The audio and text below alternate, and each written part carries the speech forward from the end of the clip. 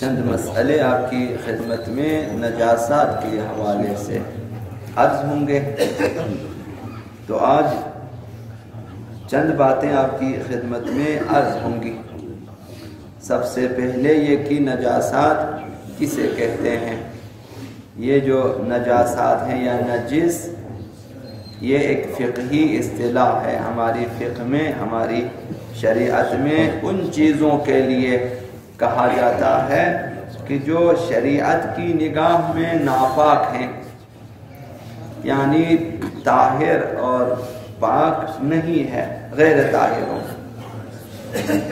وہ چیزیں جو نجس شمار ہوتی ہیں ان کی دو قسمیں ہوتی ہیں۔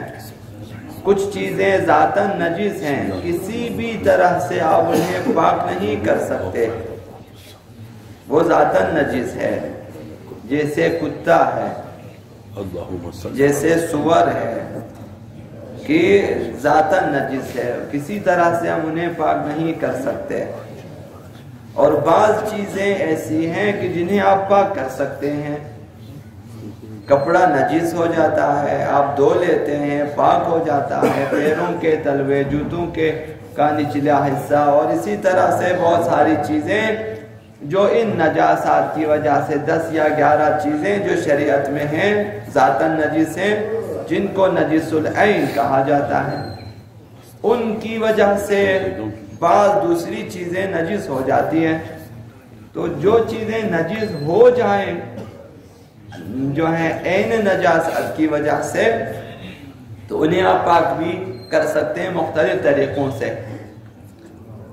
تو لہذا بعض چیزیں خود پاک ہیں لیکن نجاسات کی وجہ سے نجس ہو جاتی ہیں، انہیں پاک کرنا ممکن ہے۔ بعض چیزیں ذاتاً نجس ہیں، خود بخود نجس ہیں اور ہمیشہ نجس ہیں،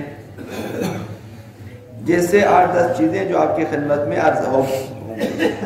اب ان میں سے حلال گوشت، حیوانات کے دونوں فضلے، چھوٹا بڑا پیشاب دونوں حلال گوشت حیوانات کے، یہ پاک ہیں۔ جیسے چاہے وہ پرندوں میں سے ہو، جیسے چڑیا ہے مثلا، کبوتر وغیرہ پاک ہیں، یا غیر پرندہ ہو جیسے گائے، بھیڑ، بکری وغیرہ۔ اور ان میں مثلا ہم لوگ سمجھتے ہیں کہ گھوڑا، گدھا، خچر یہ بھی شامل ہیں، ان کا بھی پیشاب پاخانہ پاک ہے، نجس نہیں ہے، چونکہ یہ سب حلال گوشت ہیں۔ گھوڑا، خچر اور گدھا مکروہ ہے ان کا گوشت، یعنی حرام نہیں ہے، مکروہ ہے، کھانا پسندیدہ نہیں ہے ان کا گوشت، اور ہمارے معاشرے میں ان کے گوشت کھائے نہیں جاتے، لیکن یہ ذاتاً جو ہے نجس نہیں ہے، حرام گوشت نہیں ہے، اور ان کے دونوں فضلے چھوٹا بڑا پیشاب پاک ہے۔ اور خون جہندہ نہ رکھنے والے حرام گوشت حیوانات، جن کے پاس زیادہ خون نہیں ہے، ایسے حرام گوشت ہیں کہ جن کے پاس زیادہ بہنے والا خون نہیں ہے، تو ان کا بھی جو چھوٹا پیشاب ہے وہ بنا بر احتیاط واجب نجس ہے۔ حضرت آیت اللہ مکارم شیرازی اور حضرت آیت اللہ سیستانی وغیرہ ان کے بقول خون جہندہ نہ رکھنے والے حرام گوشت حیوانات کا پیشاب بنا بر احتیاط واجب نجس ہے، اور خون جہندہ نہ رکھنے والے حرام گوشت حیوانات کا دوسرا فضلہ یعنی بڑا پیشاب وہ پاک ہے۔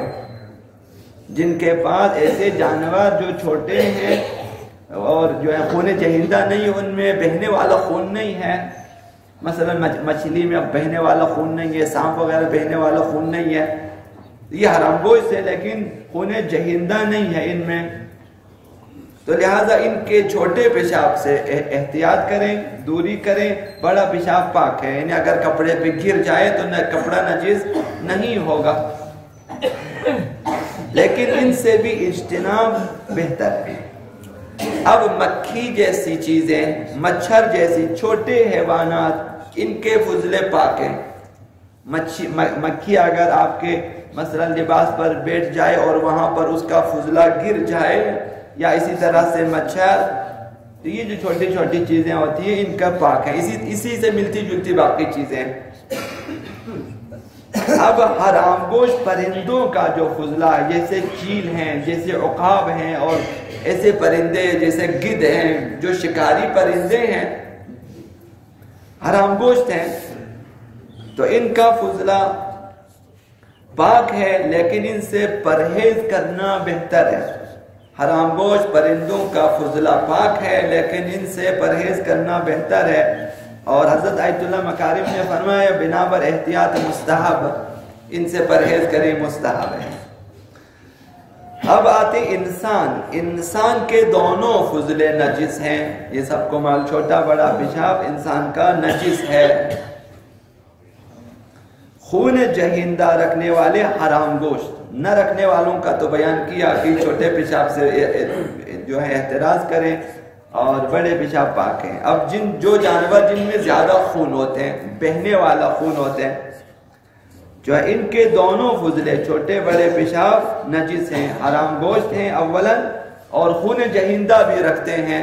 ان دونوں شرائط کے ساتھ ان کے دونوں فضلے انسانوں کی طرح نجس ہیں، جیسے مثلا بلی ہے، چوہا ہے، اسی طرح باقی جو حرام گوشت جانور ہیں، شیر، چیتا وغیرہ۔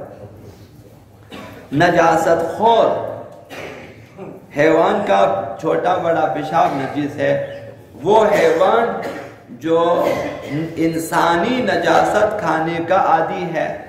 بعض حیوانات ان کے دماغ خراب ہو جاتے ہیں، وہ انسانی نجاست کھانے لگتے ہیں، گھاس نہیں کھاتے، پتے نہیں کھاتے، صحرا میں نہیں چرتے، وہ جاتے ہیں کچروں میں یا پھر ایسے جگہوں پہ جہاں پہ انسانی نجاست ہیں، تو وہ جو نجاست خور کہلائیں اس قدر نجاست کھاتے ہیں کہ اب آپ کہتے ہیں کہ یہ نجاست خور ہے۔